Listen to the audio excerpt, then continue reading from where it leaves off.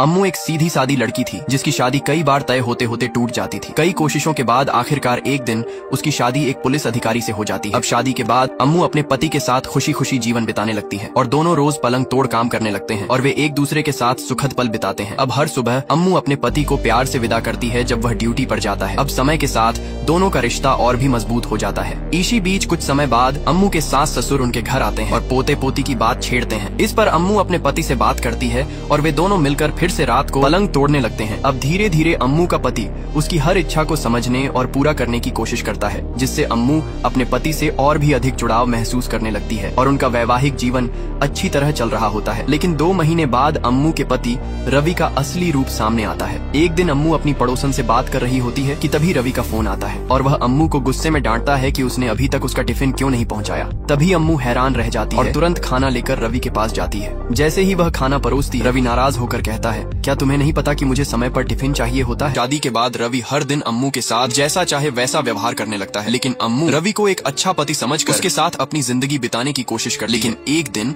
जब अम्मू भूलवश रवि के लिए खाना नहीं लाती तो रवि उसे बुरी तरह डांटता है। अब इस घटना के बाद से अम्मू को रवि पर शक होने लगता है। फिर रात को अम्मू रवि को खुश करने की कोशिश करती है ताकि उनके रिश्ते में सुधार हो सके, लेकिन रवि गुस्से में कहता है, हर दिन बस अपनी प्यास बुझानी है क्या? एक दिन न बुझी तो क्या हो जाएगा? तभी यह सुनकर अम्मू चुपचाप उदास होकर बैठ जाती है। अब कुछ दिनों बाद जब अम्मू और रवि अपने परिवार के साथ पार्टी में होते हैं तो रवि सबके सामने अम्मू की बेइज्जती कर देता है। तभी अम्मू बिना कुछ कहे सब कुछ सहती रहती है। फिर उसी रात रास्ते में इसी बात को लेकर दोनों में झगड़ा हो जाता है और गुस्से में रवि अम्मू को बीच सड़क पर छोड़कर चला जाता है, जिससे अम्मू किसी तरह ऑटो से घर लौटती है। फिर घर पहुंचते ही रवि उस पर खाने की प्लेट फेंक देता है, जिससे अम्मू बुरी तरह डर जाती है। अब अगले दिन जब अम्मू के माता पिता घर आते हैं तो रवि उनके सामने ऐसा दिखावा करता है जैसे कुछ हुआ ही ना हो। अगले दिन जब रवि मछली साफ कर रहा होता है तभी उसे अम्मू के रोने की आवाज सुनाई देती है। रवि चुपचाप रहकर अम्मू की बातों को सुनने लगता है। जैसे ही अम्मू के माता पिता वहाँ से चले जाते हैं, रवि गुस्से में आकर अम्मू को घूरने लगता है। कुछ देर बाद वह अम्मू से पूछता है, तुमने अपनी माँ से मेरे बारे में क्या क्या कहा? इस पर अम्मू जवाब देती है, मैंने तुम्हारा नाम लेकर कुछ नहीं कहा। लेकिन रवि को उसकी बात पर भरोसा नहीं होता और वह गुस्से में आकर उसे थप्पड़ मार देता है। अम्मू रोती हुई वहाँ से चली जाती है और अपने कमरे में जाकर आईने में उस थप्पड़ के निशान को देखती है और फूट फूट कर रोने लगती है। एक दिन जब अम्मू खड़े खड़े रवि की शर्ट में बटन टांग रही होती है तभी सुई गलती से रवि की त्वचा में चुभ जाती है। इस पर रवि गुस्से में आकर अम्मू को मारने लगता है और उसे बुरा भला कहता है। तभी रवि की कुछ जरूरी फाइलों में आग लग जाती है, जिससे वह और ज्यादा भड़क उठता है और बेल्ट से अम्मू को पीटने लगता है। अब अम्मू की हालत बहुत खराब हो जाती है। इन सबसे तंग आकर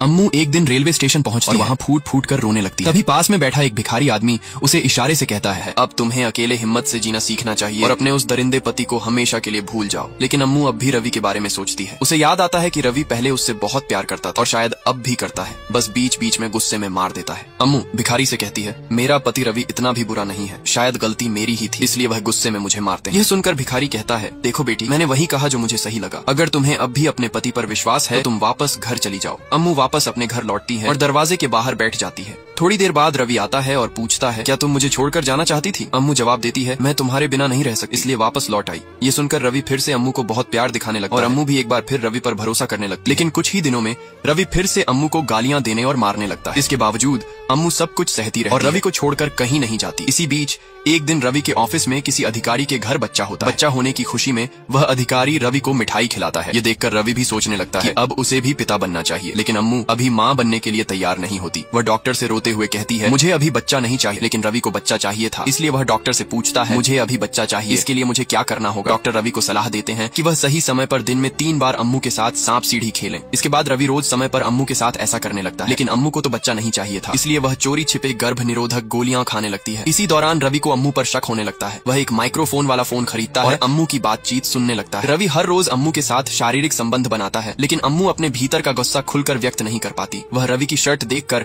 अंदर ही अंदर गुस्से से तिलमिलाने लगती है। कुछ समय बाद अम्मू गर्भवती हो जाती है। वह रोते हुए डॉक्टर से पूछती है, मैं तो रोज गर्भ रोकने की गोलियां लेती थी, फिर मैं गर्भवती कैसे हो गई? तब डॉक्टर अम्मू को बताते हैं, तुम्हारे पति को तुम्हारी मंशा के बारे में पता चल गया था, इसलिए उसी ने तुम्हारी गर्भ निरोधक गोलियां बदल दी। ये सुनकर अम्मू के पैरों तले जमीन खिसक जाती है, लेकिन वह अपनी गर्भावस्था की बात रवि से छिपाने के लिए डॉक्टर से कहती है कि वह रवि से झूठ बोले। अगले दिन डॉक्टर रवि से झूठ बोलते हैं कि अम्मू गर्भवती नहीं। सुनकर रवि बहुत गुस्सा हो जाता है और रात को अम्मू की बुरी तरह पिटाई कर देता है। उसकी चीखें रात में पेट्रोलिंग कर रही महिला पुलिस अधिकारी को सुनाई देती है। पुलिस अधिकारी तुरंत सीटी बजाती है और पास ही स्थित रवि के घर पहुंचकर कहती हैं, किसी के रोने और चीखने की आवाज आ रही थी। रवि गुस्से में कहता है, इतनी रात में मैं क्या कर सकता हूं? फिर वह पुलिस को जैसे तैसे बहला फुसलाकर वापस भेज देता है। लेकिन पीछे से अम्मू ये सारी बातें सुन रही होती है। अगले दिन अम्मू रवि के अत्याचारों से तंग आकर फिर से घर से भागने की योजना बनाने लगती है। लेकिन रात की चीख सुनकर पुलिस पूरे मोहल्ले में पूछताछ करने लगती है, जिससे अम्मू को भागने की योजना बनाना मुश्किल हो जाता है। आखिरकार पूछताछ करते हुए महिला पुलिस अधिकारी अम्मू के घर पहुंचती है और रवि की पत्नी अम्मू से पूछती है, कल रात किसी के रोने और चीखने की आवाज आई थी, लेकिन गांव में कोई भी इस बात को स्वीकार नहीं कर रहा, तो वो लड़की आखिर थी कौन? तब अम्मू सोचती है कि शायद इस अधिकारी को सब कुछ बता देने से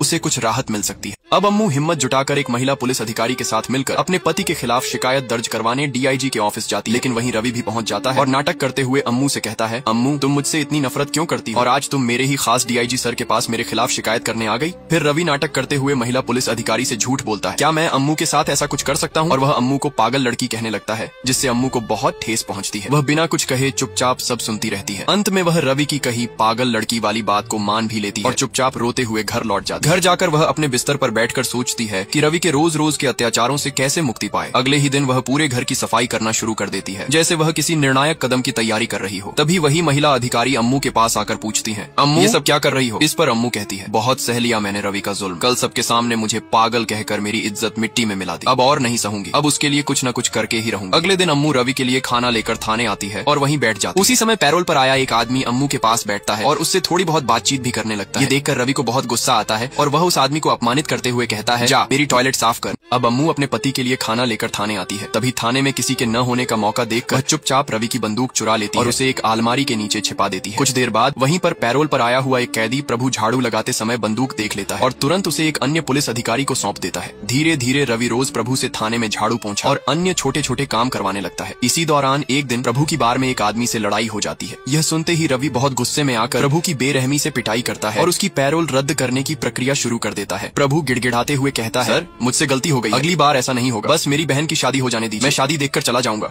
लेकिन रवि उसकी एक नहीं सुनता और पैरोल रद्द करने का आदेश भेज देता है। इससे नाराज होकर प्रभु रवि को जोर से धक्का मार देता है, इससे रवि नीचे गिर जाता है। ये देखकर सारे पुलिसकर्मी प्रभु को बुरी तरह पीटने लगते हैं। उसी समय अचानक खबर मिलती है कि डीआईजी सर स्टेशन पर आ रहे हैं। ये सुनकर रवि जल्दी से प्रभु और अम्मू को बाथरूम में छिपा देता है। बाथरूम में अम्मू प्रभु के मुंह से कपड़ा हटाकर उसे चुप रहने को कहती है। तभी प्रभु बोल उठता है, आपका पति एक राक्षस है, आप ये सब कैसे सहन कर रही हैं? अम्मू उदासी से कहती है, क्या करूं, जब मैं अपने पति की शिकायत करने गई थी तो उसने मुझे ही सबके सामने पागल बना दिया। अब अम्मू अपने पति रवि को मुंह तोड़ जवाब देने के लिए प्रभु के साथ एक जबरदस्त योजना बनाने लगती है। अगले दिन प्रभु को जेल से भगाने के लिए अम्मू का साथ देने वाले पुलिस अधिकारी दिवाकर स्वयं ही प्रभु को जेल से भागने में मदद करते हैं। इसके बाद अम्मू प्रभु को अपने घर के टूटे फूटे रसोई घर में छिपा देती है ताकि रवि को प्रभु के बारे में कोई भनक न लगे। इधर जब रवि को प्रभु के फरार होने की खबर मिलती है तो वह बहुत परेशान हो जाता है। अगले ही दिन वह पुलिस थाने में प्रभु के गाँव वालों के बारे में उल्टा सीधा बोल देता है। इससे नाराज होकर प्रभु के गाँव वाले बड़ी संख्या में पुलिस स्टेशन के बाहर धरना देने आ जाते हैं। उधर प्रभु अम्मू के हाथों से बने स्वादिष्ट खाने का आनंद लेकर आराम से रह रहा होता है। वहीं गांव वालों की हड़ताल की खबर मीडिया तक पहुंच जाती है। मीडिया पुलिस पर प्रभु की गुमशुदगी का आरोप लगाने लगती है, जिससे यह खबर डीआईजी तक पहुंचती है। डीआईजी गुस्से में आकर सारी गलती रवि पर डाल देते हैं। ये सब देखकर पास खड़ी अम्मू अपने पति रवि को इस तरह बेइज्जत होते देख बहुत खुश हो जाती है। अगले ही दिन डीआईजी रवि को 2 दिनों के भीतर प्रभु को पकड़ने का आदेश देते हैं और चेतावनी देते हैं कि अगर वह ऐसा न कर पाया तो उसे निलंबित कर दिया जाएगा। अब रवि रात दिन एक करके प्रभु को ढूंढने में लग जाता है, लेकिन इधर प्रभु मजे से अम्मू के हाथ की बनी बिरयानी खाकर चैन की नींद सोता। अब अम्मू फैसला करती है कि वह प्रभु को उसकी बहन की शादी में ले जाएगी, लेकिन शादी खत्म होते ही वह उसे सबके सामने दोबारा जेल भेज देगी। अगले दिन अम्मू प्रभु को कुछ समय के लिए आजाद कर देती है और फिर अपने पति द्वारा किए गए अत्याचारों को याद करके फूट फूट कर रोने लगती है। तभी प्रभु वापस अम्मू के पास आता है और कहता है, मैडम मुझे पता है आप अपने पति को छोड़कर कहीं दूर जाना चाहती हैं, इसलिए मैं आपकी मदद करने फिर से आया हूँ। उधर प्रभु की बहन की शादी पुलिस स्टेशन के सामने ही रवि करवाता है ताकि अगर प्रभु शादी में आए तो वह उसे वहीं पकड़ सके, लेकिन उस समय प्रभु तो अम्मू के साथ होता है। रवि सस्पेंड होने के दुख में मायूस होकर घर लौटता है और देखता है कि अम्मू बेफिक्री से गाना गा रही है। ये देख रवि को शक हो जाता है और वह तुरंत एक माइक्रोफोन निकालकर अम्मू के कमरे में छुपाकर रख देता है ताकि वह सुन सके कि अम्मू किससे क्या बात कर रही है। उधर रवि एक योजना बनाता है और कुछ गुंडों को प्रभु के गांव वालों की हड़ताल में शामिल कर देता है। वे गुंडे पुलिस स्टेशन पर हमला कर देते हैं, जिससे पुलिस को गांव वालों के खिलाफ एक्शन लेने का बहाना मिल जाता है। इसके बाद रवि खुद गांव वालों पर लाठियां चलाता है और उन्हें वहां से भगा देता है। इधर अम्मू रवि के सस्पेंड होने की खुशी में प्रभु को अपने कमरे में बुलाकर उसे खाना खिलाती है, लेकिन उसी दौरान कमरे में छिपाए माइक्रोफोन के जरिए अम्मू और प्रभु की सारी बातें साफ साफ खिलाफ सुन लेता। अब अम्मू प्रभु को अपने घर से जाने के लिए कह देती है। प्रभु घर से निकलकर रवि द्वारा उस पर किए गए अत्याचारों की सच्चाई को सोशल मीडिया पर वायरल कर देता है। जब रवि ये वीडियो देखता है तो उसके पैरों तले जमीन खिसक जाती है। अगले दिन रवि अम्मू से मिलकर उससे कहता है, तूने प्रभु की जो मदद की वो देखकर मुझे समझ आ गया कि तूने सच में मुझे हरा दिया। अब तो तेरा बदला पूरा हो गया, अब और क्या चाहिए तुझे। तब अम्मू शांतिपूर्वक जवाब देती है, मुझे तुमसे तलाक चाहिए और साथ ही जब तुम मुझे जानवरों की तरह मारते थे उसकी एक वीडियो रिकॉर्डिंग भी चाहिए, ताकि पूरी पुलिस फोर्स जान सके कि एक पुलिस अफसर होते हुए तुम खुद ही कितने बड़े दरिंदे हो। जब तुम अपनी ही पत्नी पर इस तरह का अत्याचार कर सकते हो तो आम लोगों को क्या न्याय दोगे। यह सुनकर रवि भड़क जाता है और अम्मू को वीडियो देने से साफ इनकार कर देता है। लेकिन तभी अम्मू रवि को वह माइक्रोफोन दिखा देती है जो रवि की बातें रिकॉर्ड कर रहा होता है। यह देखकर रवि घबरा जाता है और वहीं से प्रभु को खोजने के लिए भाग जाता है। उधर प्रभु डीआईजी से आत्मसमर्पण करने का फैसला कर चुका होता है। यह खबर सुनकर प्रभु का गांव उसे देखने के लिए डीआईजी ऑफिस के सामने जमा हो जाता है। कुछ ही देर में प्रभु भी वहां पहुंचता है और अपनी बहन से मिलकर उसे गले लगा लेता है। तभी रवि भी वहां पहुंचता है, लेकिन पुलिस अफसर उसे रोक कर कहते हैं, बाहर इंतजार करो, अभी तुम अंदर नहीं जा सकते। रवि मजबूरी में वहीं बैठ जाता है, जैसे कोई कुत्ता मालिक के सामने बैठता है। वह फिर से प्रभु को धमकाने की कोशिश करता है। अब जैसे ही अम्मू अपने पति रवि के खिलाफ शिकायत दर्ज कराने डीआईजी के पास पहुंचती है, तभी रवि वहां आकर अम्मू के सामने हाथ जोड़कर माफी मांगने लगता है। वह कहता है, अम्मू कृपया मुझे माफ कर दो, अब मैं कभी भी तुम्हारे ऊपर हाथ नहीं उठाऊंगा। उसी समय डीआईजी सर वहां आते हैं और रवि और अम्मू दोनों को अपने पास बुलाते हैं। फिर डीआईजी सर अम्मू से पूछते हैं, अम्मू तुमने प्रभु को अपने घर में छुपाकर क्यों रखा था। तब अम्मू सारी सच्चाई बताते हुए कहती है, मेरा पति रवि जो एक पुलिस ऑफिसर है, वह हर रोज छोटी छोटी बातों पर मुझ पर हाथ उठाता था। मैंने उसके लिए सब कुछ सहा, लेकिन वह रोज मेरे ऊपर अत्याचार करता रहा। मैंने एक बार आपके ऑफिस में रवि के खिलाफ शिकायत दर्ज करवाने की कोशिश भी की थी, लेकिन उस दिन भी आपके ही ऑफिस के कुछ अधिकारी रवि से मिले हुए थे और उन्होंने मुझे डरा धमका कर वापस घर भेज दिया। बहुत दिन बाद जब मैं एक दिन थाने में खाना देने गई, तभी मेरी मुलाकात प्रभु से हुई। मैंने अपनी आंखों से देखा कि मेरा ही पति रवि बस एक छोटी सी बात पर प्रभु को बेरहमी से लाठियों से पीट रहा था। इसके बाद उसने झूठ बोलकर प्रभु की पैरोल पर आए सभी सबूतों को गलत ठहराया और उसकी पैरोल रद्द करवा दी। यह सब मुझसे देखा नहीं गया, इसलिए मैंने इंसाफ दिलाने के लिए प्रभु को अपने घर में छुपाया। इतना कहते हुए अम्मू डीआईजी के सामने फूट फूट कर रोने लगती है। डीआईजी सर अम्मू की सारी सच्चाई सुनने के बाद रवि को तत्काल सस्पेंड कर देते हैं और उसे गिरफ्तार करने का आदेश देते हैं। आज अम्मू एक औरत होकर अपने पति के इतने अत्याचार सहने के बाद आखिरकार